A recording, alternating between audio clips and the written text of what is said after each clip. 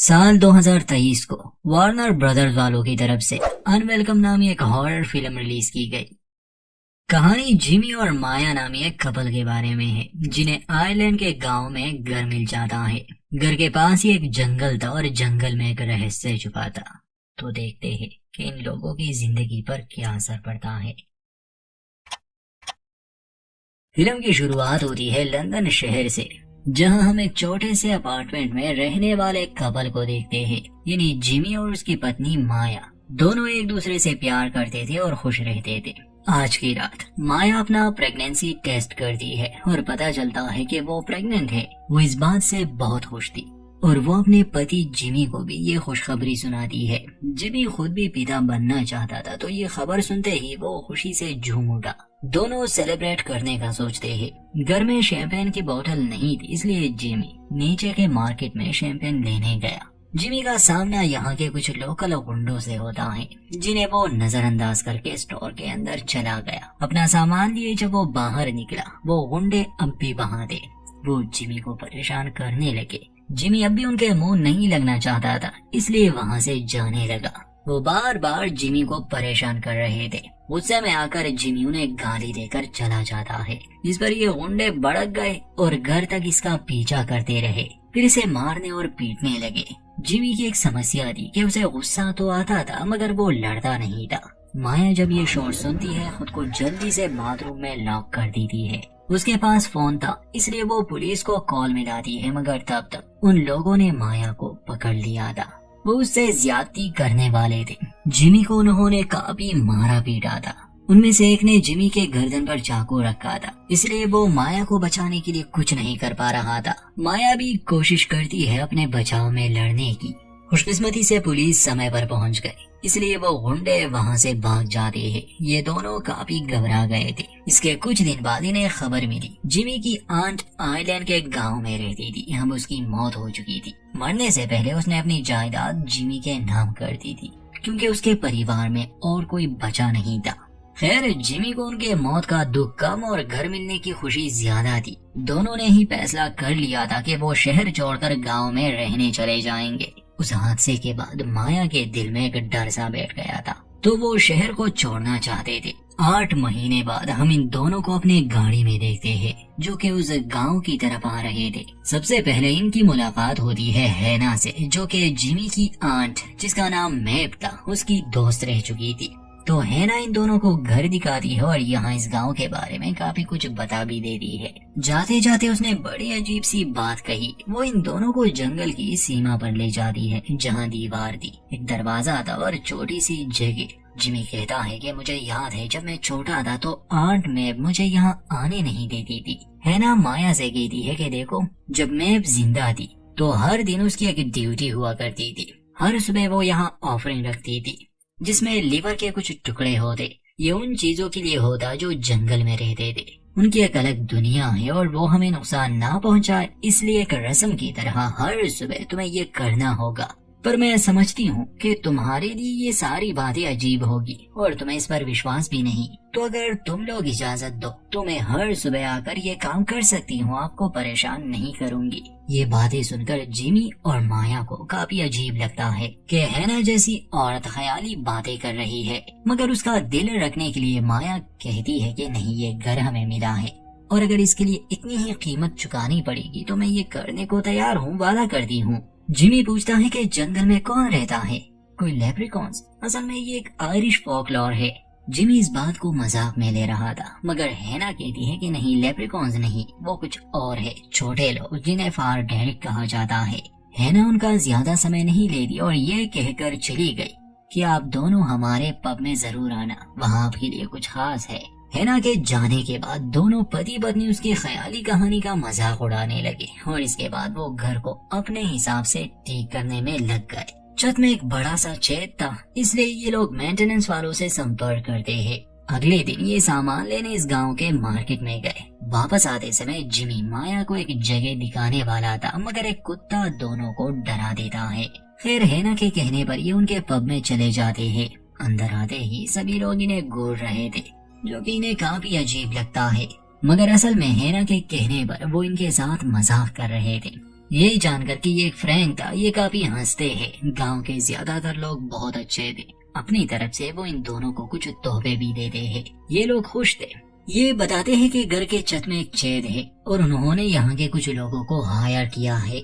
वो असल में एक परिवार था, वेलन और उसके 3 बच्चे। वेलन का नाम सुनते ही एक बुजुर्ग उनके बारे में अजीब अजीब सी बातें करने लगा। जैसे वो जिमी से कहता है कि जब वो लोग तुम्हारे घर में आ जाए तो अपनी पत्नी के पास ही रहना, वरना वो लोग कुछ भी कर सकते हैं। फिर वो बदतमीजी करने लगा, इसलिए हैना उस बूढ़े को अपने पब से बाहर निकाल देती है। इस आदमी का नाम रॉरी था और इसके पास एक कुत्ता भी था।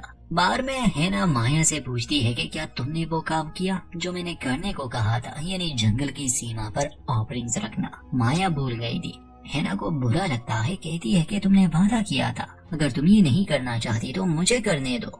इस पर माया समझाती है कि हम आपको इजाजत नहीं दे सकते, क्योंकि कुछ महीने पहले जब हम लंदन में थे तो 3 गुंडे हमारे घर में घुस आए थे और हम दोनों को नुकसान पहुंचाने की कोशिश की। ये जानकर हैना समझ जाती है कि इन पर क्या गुजरी होगी, इसलिए वो माया को समझाती है कि मैंने जो भी कहा है वो सच है। मैं भी इस बात को दिल से मानती थी और मैं चाहती हूँ कि तुम भी वही करो, क्योंकि उसने अपनी बच्ची को खो दिया था जब उसने नकार दिया उन चीजों को जो जंगल में रहते हैं। माया कहती है कि आज के बाद वो वहाँ लीवर रखेगी।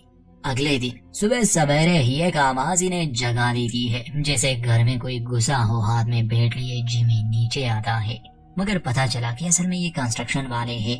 वेलन और उसके बच्चे ये सभी बड़े अजीब और आलसी थे। ये वर्कर्स कम और गुंडे ज्यादा लगते थे। मना करने के बावजूद ये किचन का ही सेटअप शुरू करते हैं। वेलन कहता है कि हमें खाना समय पर चाहिए, इसलिए किचन पहले ठीक होगा। वेलन सनकी सा इंसान था, जैसे वो इन दोनों से कहता है कि हर कोई मुझे डैडी बुलाता है, इसलिए तुम भी डैडी बुलाना। इनके बच्चों में से सबसे बड़ा बेटा, जो काफी बड़ा था, वो मानसिक तौर पर ठीक नहीं था, किसी छोटे बच्चे की तरह बर्ताव करता था। खैर घर इनके हवाले छोड़कर दोनों पहले तो कुछ सामान खरीदने मार्केट जाते हैं। वापस आते समय इन्हें पता चला कि कल जिस बूढ़े आदमी ने इनके साथ बदतमीजी की थी, यानी रॉरी, वो कहीं खो गया है, साथ ही उसका डॉग भी, और लोग उसे ढूंढने में लगे हैं। इसके बाद ये दोनों चढ़ जाते हैं जहाँ पर आंट मैव का ग्रेव भी था। माया फादरी को अपने बारे में बताती है कि वो पहले भी एक आदमी के साथ रह चुकी है, मगर वो एक बुरा इंसान था। माया एक अबॉर्शन कर चुकी थी, मगर अब उसे जिमी मिला और वो इस बच्चे को दिल से चाहती है। यहाँ इन दोनों को एक नई बात पता चली जब ये आंट मैव के खबर पर गए थे। आंट मैव की एक बच्ची मर गई थी निमोनिया से, ये बताया था हैना ने, मगर फादरी का कहना था कि नहीं, वो खो गई थी और उसकी लाश कभी मिली ही नहीं। ये बात इन दोनों को उलझन में डाल देती है कि उसने झूठ क्यों बोला होगा। शायद बाकी जो बातें उसने कही वो भी झूठी हो सकती है। घर आते समय इस बार माया अपने साथ लीवर ले आई थी। घर पहुंचकर जिमी को काफी गुस्सा आता है जब वो वेलन के बच्चों को स्मोक करते देख लेता है। ये सभी बहुत आलसी थे। माया जिमी से कहती है कि प्लीज झगड़ा शुरू मत करना, मगर जिमी उसे उलझता है और वो दोनों भी काफी बदतमीजी करते हैं। बल्कि जब ये दोनों घर पर नहीं थे तो इन लोगों ने फ्रिज से खाना भी खा लिया था, कुछ पैसे भी चुरा लिए थे। उस समय माया अपने कमरे में जाती है जहाँ वेलन का बड़ा बेटा इयॉन माया को अजीब नजरों से घूर रहा था। माया डर जाती है और जिमी को आवाज लगाती है। इसके बाद ये दोनों वेलन से शिकायत करते हैं, मगर वो इन दोनों से माफी मांगता है कि इयॉन नासमझ है। खैर ये लोग कल भी आने वाले थे। जिमी को ये लोग बिल्कुल पसंद नहीं थे, मगर 2-3 दिन का ही काम था। अगली सुबह माया उस दीवार के करीब जाकर लीवर का वो टुकड़ा रख देती है और जब उसकी नजर हटी तो वो मांस गायब था। उसे थोड़ा शक हुआ, मानो जैसे हैना की बातें सच हो, मगर वो इस बात पर ज्यादा ध्यान नहीं देती। फिर वेलन और उसके बच्चे काम पर आ गए थे जहाँ यौन एक खिड़की को गलती से तोड़ देता है। जिमी भड़क जाता है, उनके बीच झगड़ा शुरू हुआ, मगर माया आती है, उन्हें शांत करने की कोशिश करती है क्योंकि उसे यौन पर दया आ रही थी। तभी खुद वेलन आकर यौन को मारने पीटने लगा, जो कि माया को अच्छा नहीं लगता और वो वेलन पर भड़क जाती है। अब इनका झगड़ा खत्म हुआ और सभी अपने अपने काम पर लग गए। गार्डन में काम करते समय माया को जंगल का वो दरवाजा खुला मिला। उसे उत्सुकता थी कि आखिर हैना किन चीजों के बारे में बात कर रही है, इसलिए वो उस जंगल में चली गई। जहाँ उसे काफी अजीब महसूस होता है। फिर उसे दिखाई दिया रोरी नामी उस बूढ़े का कुत्ता जो हेना के हिसाब से लापता हो चुका था। माया उसके पीछे जाती है ताकि उसे वापस ला सके और उसे भी ये उम्मीद थी कि शायद वो रोरी को भी ढूंढ ले, मगर वो डॉग उसे एक हट के करीब ले आता है। वहाँ अंदर रोशनी थी। माया उसके अंदर जाती है, देखती है कि नीचे सीढ़ियाँ गई है और ढेर सारी मोमबत्तियाँ जल रही है। उसे कुछ अच्छा नहीं लगता। वो रोरी के डॉग को बुला रही थी। वो हट से बाहर आता है। माया चूंकि प्रेग्नेंट थी और उसे ऐसे घूमना नहीं चाहिए था, इसलिए वो घर की तरफ वापस आने लगी, मगर रास्ते में उसे यॉन मिल जाता है जो उसका पीछा करते हुए यहाँ तक आ गया। माया को उस पर तरस आ रहा था। जब यॉन कहता है कि मेरे पिता इसलिए मुझसे नफरत करते हैं, मुझे मारते पीटते हैं क्योंकि मुझे जन्म देते समय मेरी माँ मर गई। माया उसे समझाती है कि तुम्हें इस बारे में किसी को बताना चाहिए, मगर वेलन ने उसे काफी डरा दिया था। और जब माया उसे हिम्मत देने की कोशिश करती है तो यॉन उससे ज्यादती करने लगा। यॉन काफी बड़ा और शक्तिशाली था, तो माया का बचना तो नामुमकिन था, मगर हमें नहीं दिखाया जाता आगे हुआ क्या।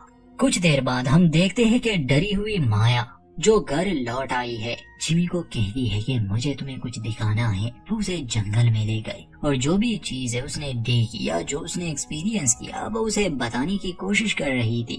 ये भी कि यॉन ने उसके साथ ज्यादती करने की कोशिश की, मगर छोटे जीव आकर उसे घसीट कर ले गए। उन्होंने माया की मदद की। जिमी उसकी अजीब बातों पर विश्वास नहीं कर रहा था। उसका मानना था कि वो प्रेग्नेंट है और शायद ये सब उसके दिमाग में चल रहा है। इस बात को लेकर दोनों का झगड़ा भी हो गया, तो जिमी नाराज होकर पब में चला जाता है जहाँ पर यॉन के भाई बहन थे। असल में वो उसे ढूंढ रहे थे क्योंकि वो सुबह से ही घर नहीं आया था, तो उन दोनों को जिमी और उसकी पत्नी पर शक था। खैर जिमी घबराया हुआ था क्योंकि उसने माया की कहानी पहले ही सुन ली थी। यॉन पर किसी तरह के क्रिएचर्स ने हमला किया, मतलब यही उसका मानना था, मगर वो अपना मुंह बंद रखता है। शाम को माया घर में अकेली थी। जंगल से एक छोटा क्रिएचर आता है हाथ में बैग लिए। वो घर के अंदर दाखिल हुआ और माया के सामने वो उस बैग को रख देता है। माया उस क्रिएचर को देखकर काफी घबराई हुई थी। वो उसकी तस्वीरें लेना चाहती थी ताकि बाकी सबको दिखा सके, मगर घबराहट की हालत में वो सही से तस्वीरें ले ही नहीं पाई। और जब वो बैग को देखती है, ये देखकर तो उसके रोंगटे खड़े हो गए कि असल में उसके अंदर यॉन का कटा हुआ सर है। जब जेमी घर लौट आया तो माया उसे यॉन का कटा सर दिखाती है, जिससे वो भी दहशत में आ गया। वो माया से पूछता है कि ये तुमने क्या कर दिया। माया समझाती है कि ये मैंने नहीं किया, जंगल में रहने वाले बोनों ने किया।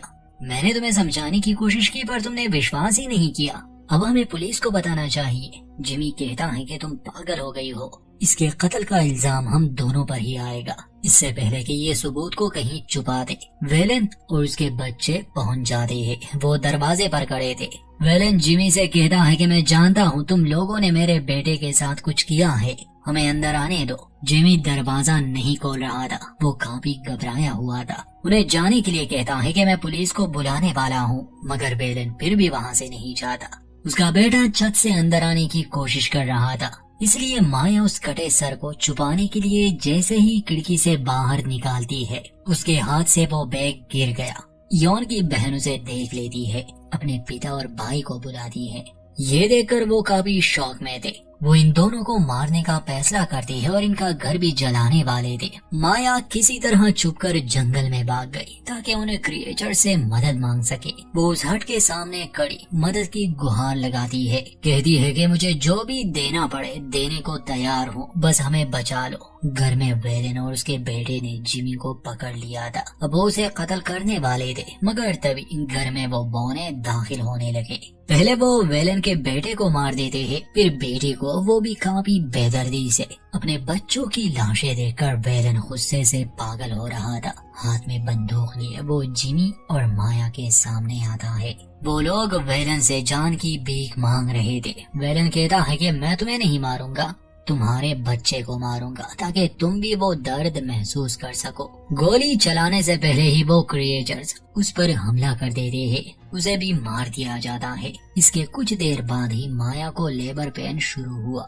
वो एक बच्ची को जन्म देती है। ये दोनों हॉस्पिटल नहीं जा सकते थे, न ही पुलिस के पास। अगले दिन जिमी सभी सबूतों को मिटा देता है। ये खुश थे कि चलो मुसीबत टल गई, मगर अगले ही दिन जंगल से वो बौने आकर इनकी बच्ची चुरा ले जाते हैं। माया अपनी बच्ची के लिए पागल हो रही थी। वो जंगल की तरफ भागती है, उस हट में जाती है। वहाँ नीचे गुफा थी और छोटे छोटे कमरे। सामने ही एक बूढ़ी डरावनी औरत थी जिसके पैरों में माया की बच्ची पड़ी थी। यहीं पर वो छोटे शैतान रहा करते थे। वो माया को भगाने की कोशिश में लगे थे। तब माया को याद आता है कि असल में ये मेव की बेटी है। सौदे के तौर पर उसने ये क्रिएचर्स को दी। वो कुछ शब्द ही बोल पा रही थी क्योंकि उसकी पूरी जिंदगी इस गुफा में गुजरी। माया उसे अपनी बच्ची वापस मांगने के लिए विनती करती है, मगर वो उसे नहीं देने वाले थे। गुस्से में आकर माया उनमें से एक गॉब्लिन को मारने की धमकी देती है, बल्कि मार भी देती है। वो बूढ़ी अपने गॉब्लिन्स को आदेश देती है कि खत्म कर दो इस औरत को। ये सुनते ही माया उस बूढ़ी औरत की तरफ बढ़ती है और उसकी आंखों में अपनी उंगलियां घुसाती है, जिससे उसकी मौत हो गई। ऐसा करते ही वो सभी गॉब्लिन्स अब माया के सामने झुक जाते हैं। बच्ची को लिए वो वापस घर आई,